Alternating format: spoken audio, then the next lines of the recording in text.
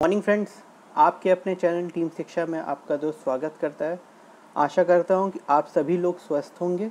मैं आपका दोस्त मॉर्निंग का करंट अफेयर्स लेके आ गया हूं। आज 3 जुलाई है, हमारा डेली डोज 49 है। आज के करंट अफेयर अपडेट्स देखेंगे। उससे पहले कल के वीडियो में मैंने आपसे क्वेश्चन किया था, ईस्ट कोस्ट रेलवे का जोनल हेडक्वार्टर कहाँ है। अच्छा, इससे पहले मैंने एक क्वेश्चन किया था, जैसे ईस्ट सेंट्रल रेलवे भी मैंने आपसे पूछा था, तो उसमें ECR लिखा था। कोस्ट में सी के नीचे छोटा सा ओ बनाते हैं, यही डिफरेंस होता है ECR और ECOR लिखने का। इसमें कंफ्यूज मत होइएगा फ्रेंड्स। ईस्ट कोस्ट रेलवे का हेडक्वार्टर जो है, जोनल हेडक्वार्टर आपका भुवनेश्वर में पड़ता है। ये जोनल हेडक्वार्टर 1 अप्रैल 2003 में बनाया गया था। इसके 3 डिवीज़न हैं।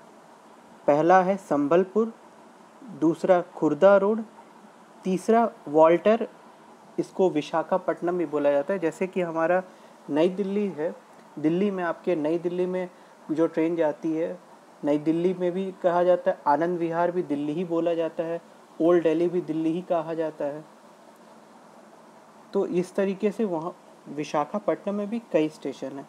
तो उसमें से एक स्टेशन जो है वो वॉल्टर है, उसको एक डिवीज़न बनाया गया है ईस्ट कोस्ट रेलवे का। विशाखापट्टनम एक अलग जोनल हेडक्वार्टर है वहाँ का। इसको हम आगे बताएंगे आगे वाले वीडियो में। अब भुवनेश्वर पे आते हैं फ्रेंड्स। भुवनेश्वर जो है वो उड़ीसा राज्य की राजधानी है। उड़ीसा के वर्तमान में मुख्यमंत्री हैं नवीन पटनायक। चलिए अब आज के क्वेश्चन से शुरू करते हैं। विश्व बैंक ने हाल में ही गंगा पुनरुद्धार कार्यक्रम के लिए कितने करोड़ डॉलर की सहायता राशि की मंजूरी दी है? इसका सही जवाब है बी, 40 करोड़ डॉलर की। विश्व बैंक ने भारत में जो गंगा नदी बहती है उस पे गंगा पुनरुद्धार कार्यक्रम के लिए अपना सहयोग का विस्तार किया है। विश्व बैंक ने हाल में ही गंगा पुनरुद्धार कार्यक्रम 40 करोड़ डॉलर, यानी अगर भारतीय रुपए में इसकी बात करें तो 3000 करोड़ रुपए की सहायता की मंजूरी दी है। इससे गंगा नदी में जो प्रदूषण को कम करने में मदद मिलेगी। विश्व बैंक ने यह भी कहा है इसकी सहायता से नदी में बेसिन के प्रबंध को मजबूत करने में मदद मिलेगी। जो विश्व बैंक ने 3000 करोड़ दिए हैं भारत को, उसमें गंगा नदी का प्रदूषण तो हो, लेकिन मेरा एक छोटा सा ये था कि नदियों का प्रदूषण साफ किया जाए। लेकिन जैसे हमारे पूर्व प्रधानमंत्री, दिवंगत प्रधानमंत्री अटल बिहारी वाजपेयी की योजना थी कि भारत की सभी नदियों को जोड़ दिया जाए। उससे क्या होगा कि जहाँ पे नदी का जल स्तर अधिक होगा वो आगे बढ़ के दूसरे प्रदेश में चला जाएगा, जिससे वहाँ का जल स्तर कम होगा। आज देखिए हमारे सारी नदियाँ एक में ना जुड़े होने के कारण बिहार में, असम में बाढ़ की स्थिति आ गई। ठीक उसी के पश्चिम में आ जाइए, महाराष्ट्र के गांव में अभी भी सूखा पड़ा हुआ है, झारखंड में सूखा पड़ा हुआ है। अगर ये नदियां अगर आपस में जुड़ी होती, पठारी क्षेत्र और हमारे गंगा नदी, इन सबको जोड़ा गया होता बेसिन के जरिए, तो रिजर्वायर बना के जोड़ा गया होता, तो आज अगर असम में इतना पानी होगा तो उसको हम लोग छोड़ते उधर से तो दूसरे राज्यों में पानी आता, तो वहाँ पे बाढ़ का खतरा कम होता। फ्रेंड्स, वर्ल्ड बैंक जो है, विश्व बैंक, इसका हेडक्वार्टर जो है फ्रेंड्स वो वाशिंगटन DC में है। इसकी शुरुआत जो हुई थी 1 जुलाई 1944 में की गई थी। वाशिंगटन DC जो है वो यूनाइटेड स्टेट्स ऑफ अमेरिका का कैपिटल है। वर्तमान में यूनाइटेड स्टेट ऑफ अमेरिका के प्रेसिडेंट का नाम डोनाल्ड ट्रंप है। नेक्स्ट क्वेश्चन, किस वरिष्ठ राजनयिक को जिनेवा में संयुक्त राष्ट्र और अंतर्राष्ट्रीय संगठनों के लिए भारत के अगले स्थायी प्रतिनिधि के रूप में नियुक्त किया गया है? किसे नियुक्त किया गया है? इसका सही आंसर है ए, इंदिरामणि पांडे को। इंदिरामणि पांडे को जिनेवा में संयुक्त राष्ट्र और अंतर्राष्ट्रीय संगठनों के लिए भारत का स्थायी प्रतिनिधि नियुक्त किया गया है। इंदिरामणि पांडे जो हैं वो 1990 बैच के भारतीय विशेष विदेश सेवा की एक अधिकारी हैं। इस समय वो विदेश मंत्रालय में अतिरिक्त सचिव भी हैं। उन्होंने लगभग 3 दशक के कैरियर है उनके, जिसके में काहिरा, इस्लामाबाद, काबुल, मस्कट और जिनेवा में भारतीय मिशनों में कार्यरत रही हैं। भारतीय विदेश सेवा इंडियन फॉरेन सर्विस का हेडक्वार्टर जो है वो आपका नई दिल्ली साउथ ब्लॉक में है। यूनाइटेड नेशन की शुरुआत 24 अक्टूबर 1945 में हुई थी। इसका मुख्यालय जो है यूनाइटेड नेशन का वो न्यूयॉर्क में, न्यूयॉर्क अमेरिका का, यूनाइटेड स्टेट का सबसे बड़ा शहर है। यूनाइटेड स्टेट्स की कैपिटल है वाशिंगटन डीसी। इसके राष्ट्रपति का नाम डोनाल्ड ट्रंप है। भारत के फॉरेन मिनिस्टर का नाम एस जयशंकर प्रसाद है। नेक्स्ट क्वेश्चन, केंद्र सरकार ने हाल में ही कितने महीने के लिए पूरे नागालैंड को अशांत क्षेत्र घोषित कर दिया है? इसका सही जवाब है डी, 6 महीने के लिए। केंद्र सरकार ने नागालैंड को 6 महीने के लिए अशांत क्षेत्र घोषित कर दिया है। अच्छा, ये कोई पहली बार नहीं हो रहा है कि नागालैंड को अशांत क्षेत्र घोषित कर दिया गया है। पहले भी यहाँ पे अस्पा कानून के तहत सेना के जवानों को किसी भी व्यक्ति की तलाशी या किसी भी केवल संदेह के आधार पर लेने का, अपने हिरासत में लेने का अधिकार प्राप्त है। गिरफ्तारी के दौरान सेना के जवान उस व्यक्ति के घर में घुसकर संदेह के आधार पर तलाशी भी ले सकते हैं। अच्छा, ये इसलिए हुआ क्योंकि वहाँ पे कई तरीके के आंतरिक विरोध और आतंकी गतिविधियों के चलते राज्य को पहले ही अनेक बार अशांत क्षेत्र घोषित कर दिया गया। वहाँ पे आंतरिक कलह बहुत ज़्यादा हो गया है, आतंकी गतिविधियों भी वहाँ पे बहुत ज़्यादा पाई जा रही, इसलिए केंद्र सरकार ने 6 महीने के लिए नागालैंड को अशांत क्षेत्र घोषित कर दिया है। नागालैंड की राजधानी कोहिमा है। नागालैंड के वर्तमान में मुख्यमंत्री निपीही रियू है। नागालैंड के राज्यपाल का नाम पी शिलो आऊ है। नेक्स्ट क्वेश्चन, अर्जेंटीना के किस फुटबॉलर ने हाल में ही एटलेटिको मैड्रिड के खिलाफ अपने कैरियर का 700वां गोल पूरा किया है? इसका सही जवाब है लियोन मेसी को। लियोनल मेसी ने, अर्जेंटीना के फुटबॉलर हैं वो, उन्होंने 700वां गोल पूरा किया है। अर्जेंटीना के लियोनल मेसी ने हाल में ही एटलेटिको के मैड्रिड के खिलाफ अपने कैरियर का 700वां गोल पूरा किया। वो अपनी टीम बार्सिलोना को जीत नहीं दिला सके, लेकिन स्पेनिश फुटबॉल टूर्नामेंट का अलग में बार्सिलोना और एथलेटिक मैड्रिड का मैच जो है वो 2-2 से ड्रॉ रहा। मेसी ने ये 862वें मैच में ये उपाधि हासिल की है। 700 गोल करने वाले वो खिलाड़ी जो है मेसी 7वें नंबर पे हैं। अब तक सबसे ज़्यादा जो है 805 गोल ऑस्ट्रेलिया के जोसेफ वैकॉन ने किए हैं।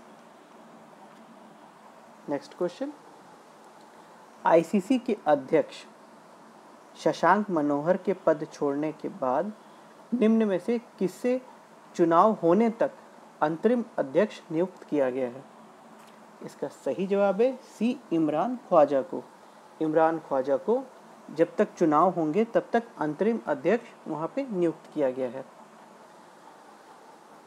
अंतर्राष्ट्रीय क्रिकेट परिषद के जो चेयरमैन थे शशांक मनोहर, 2 साल के कार्यकाल पूरे होने के बाद उन्होंने वहाँ त्यागपत्र दे दिया। जब तक नए चेयरमैन की नियुक्ति नहीं होती है तब तक डिप्टी चेयरमैन जो हैं उस समय इमरान ख्वाजा हैं, उनकी जगह लेंगे। शशांक मनोहर 2015 के नवंबर में आईसीसी के चेयरमैन के पद संभाला था। शशांक मनोहर ने 2008 से लेकर 2011 तक भारतीय क्रिकेट बोर्ड बीसीसीआई के भी अध्यक्ष रह चुके हैं। आईसीसी ने ये अगले हफ्ते तक अध्यक्ष की चुनाव प्रक्रिया को स्वीकृत दे दिया है। नेक्स्ट क्वेश्चन, हाल में ही किस संस्था ने भारत के 6 राज्यों में शिक्षा में सुधार हेतु लगभग 3700 करोड़ रुपए के ऋण की मंजूरी प्रदान की है? इसका सही जवाब है ए, वर्ल्ड बैंक, विश्व बैंक ने। विश्व बैंक ने भारत में शिक्षा के सुधार से जुड़े कार्यों के लिए करीब 3700 करोड़ के कर्ज को मंजूरी दे दी गई। इन पैसों से स्कूली शिक्षा में गुणवत्ता को बढ़ाया जाएगा, स्कूलों के संचालन में सुधार लाया जाएगा। इससे 15 लाख स्कूलों के 6 से 17 साल तक की आयु के करीब 25 करोड़ स्टूडेंट व 1 करोड़ से अधिक शिक्षकों को फायदा मिलेगा। विश्व बैंक ने ये भारत के 6 राज्यों को ये 3700 करोड़ रुपए शिक्षा में सुधार के लिए दिए। कौन कौन से वो 6 राज्य हैं? पहला है आपका केरल, दूसरा है मध्य प्रदेश, तीसरा है महाराष्ट्र, चौथा है उड़ीसा, पांचवा है हिमाचल प्रदेश, छठा है राजस्थान।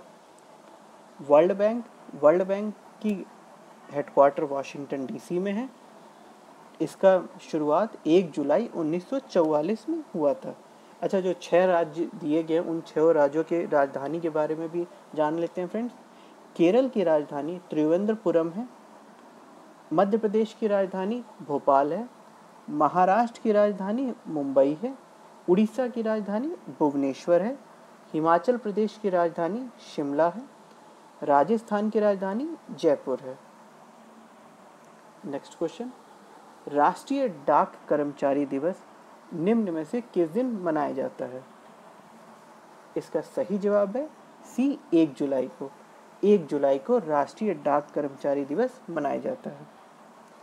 हर साल 1 जुलाई को डाक कर्मचारी दिवस मनाया जाता है। यह दिन दुनिया भर में डाक कर्मियों के द्वारा किए जाने वाले सेवा में उनके सम्मान के लिए मनाया जाता है। भारत में या विश्व में भी कोविड-19 का जिस तरीके से महामारी फैला, उस दौरान भी डाक सेवाओं ने अपनी विशिष्ट विविधता दिखाई है। डाक विभागों ने कार्यरत होकर कोरोना योद्धा बन के वहाँ पे लोगों के घर जो पत्र हुए, जो भी आवश्यक ज़रूरत हुए, उनको पहुँचाया है। ये इस समय जैसे हमारे पुलिस और डॉक्टर हमारे फ्रंट लाइन वॉरियर के तौर पे काम कर रहे इस कोरोना महामारी में, वैसे हमारे डाक कर्मियों ने भी हमारी पूरी मदद की है। 1 जुलाई को एक और दिन स्पेशल है, 1 जुलाई को डॉक्टर्स डे भी मनाया जाता है। नेक्स्ट क्वेश्चन, किस राज्य सरकार ने हाल में ही कौशल कनेक्ट फोरम नाम से एक नया पोर्टल लॉन्च किया है? इसका सही जवाब है डी, कर्नाटक। कर्नाटक राज्य सरकार ने कौशल कनेक्ट फोरम नाम से एक नया पोर्टल लॉन्च किया है। अच्छा, इस पोर्टल का क्या काम है कि जैसे नौकरी की तलाश करने के लिए एक मंच बनाया गया जिसमें नियोक्ताओं के साथ जोड़ने का प्रयास किया गया है स्टूडेंट्स का। जैसे बड़ी बड़ी कंपनियों को भी उसमें उस वेबसाइट में है, उनके जो एमडी होंगे उन लोगों का भी पूरा डिटेल होगा, एचआर का भी पूरा डिटेल होगा उस साइट पे। कर्नाटक राज्य के जो युवा वर्ग हैं जिनको नौकरी की तलाश है वो उनसे डायरेक्ट कांटेक्ट कर सकते हैं वहाँ पे एचआर के थ्रू। वहाँ पे उसी वेबसाइट पे उनको किस कंपनी में कितनी वैकेंसी खाली है या कहाँ पे खाली है, उस ऐप के थ्रू उनको पता चल जाएगा।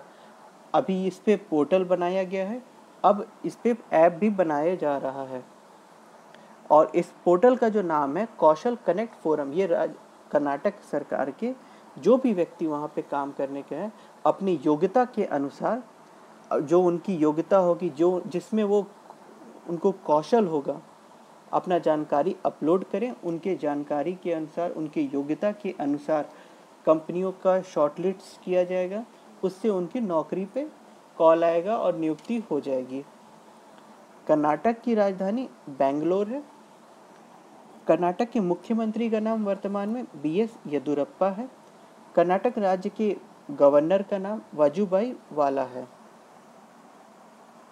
नेक्स्ट क्वेश्चन, हाल में ही किस मंत्रालय ने पतंजलि की कोरोनिल दवा की बिक्री पर लगे प्रतिबंध को हटा दिया है? इसका सही जवाब है ए, आयुष मंत्रालय ने। आयुष मंत्रालय ने पतंजलि की कोरोनिल दवा की बिक्री पर जो प्रतिबंध लगाया था वो हटा दिया है। केंद्रीय आयुष मंत्रालय ने यह कहा है कि पतंजलि की जो कोरोनिल दवा है वो केवल शरीर को रोग प्रतिरोधक क्षमता बढ़ाने वाली बताकर बेच सकते हैं। पतंजलि आयुर्वेद के योग गुरु रामदेव ने कहा, कोरोनिल दवाई की बिक्री पर आयुष मंत्रालय द्वारा कोई प्रतिबंध नहीं है। अब कोरोनिल बनाने की पूरी प्रक्रिया को अब कोविड मैनेजमेंट नाम दिया गया है।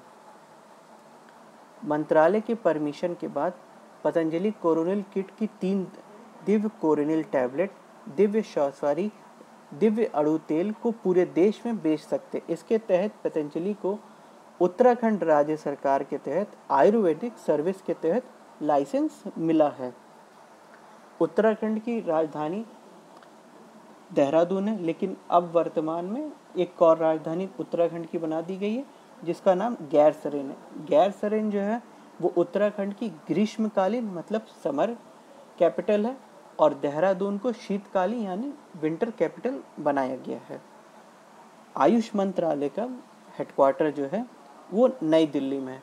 इसमें क्या क्या आता है, पतंजलि के जो रामदेव बाबा हैं उन्होंने पतंजलि कोरोनिल नाम से दवाई बनाई थी, जिसमें उन्होंने कहा था कि ये कोरोना को ख़त्म करने के लिए दवाई है। उसके बाद ICMR के थ्रू और आयुष मंत्रालय के थ्रू उन पर रोक लगा दी गई थी उस समय, लेकिन फिर जब जांच हुआ तो ये प्रतिरोधक क्षमता यानी एंटीबॉडीज़ बनाती है। तो एंटीबॉडीज़ बता के बेच सकते हैं, लेकिन कोरोना की दवाई बता के कोरोना इससे ख़त्म हो जाएगा ये बता के नहीं बेचना है उनको। इसी के बाद से आयुष मंत्रालय ने उनको अपनी दवाइयों को मार्केट में बेचने की परमिशन दे दी है। Next question, Indian oil corporation limited के अध्यक्ष का पदभार हाल में ही किसने संभाला है? इसका सही जवाब है ए, श्रीकांत माधव वैद्य ने। श्रीकांत माधव वैद्य ने इंडियन ऑयल कॉरपोरेशन लिमिटेड का अध्यक्ष का पदभार संभाला है। अच्छा, श्रीकांत माधव वैद्य जो देश की सबसे बड़ी इंडियन ऑयल कॉरपोरेशन लिमिटेड के चेयरमैन का पदभार संभाला, उन्होंने संजीव सिंह का स्थान लिया है। संजीव सिंह इससे पहले इंडियन ऑयल कॉरपोरेशन के चेयरमैन थे, जो कि 30 जून 2020 को सेवानिवृत्त या रिटायर हो गए हैं। इंडियन ऑयल कॉरपोरेशन का जो हेडक्वार्टर है वो नई दिल्ली में है। इंडियन ऑयल कॉरपोरेशन की शुरुआत जो है वो 30 जून 1959 में की गई थी। इंडियन ऑयल कॉरपोरेशन चेयरमैन बनने से पहले श्रीकांत माधव नेशनल निर्देशक मंडल में निर्देशक रिफाइनरी के तौर पर अक्टूबर 2019 से काम कर रहे हैं इंडियन ऑयल में। अच्छा, पेट्रोलियम मिनिस्टर कौन है इस समय भारत के? श्री धर्मेंद्र प्रधान। श्री धर्मेंद्र प्रधान के पास वो natural gas and steel minister भी हैं। उनके पास 2 मंत्रालय है, एक पेट्रोलियम मिनिस्ट्री और दूसरा natural gas and steel ministry है। आइए आज का क्वेश्चन ऑफ द डे है फ्रेंड्स, साउथ कोस्ट रेलवे का जोनल हेडक्वार्टर कहाँ है? फ्रेंड्स, अगर आपको हमारा वीडियो पसंद आया हो तो लाइक करें, शेयर करें और सब्सक्राइब करें। Thank you.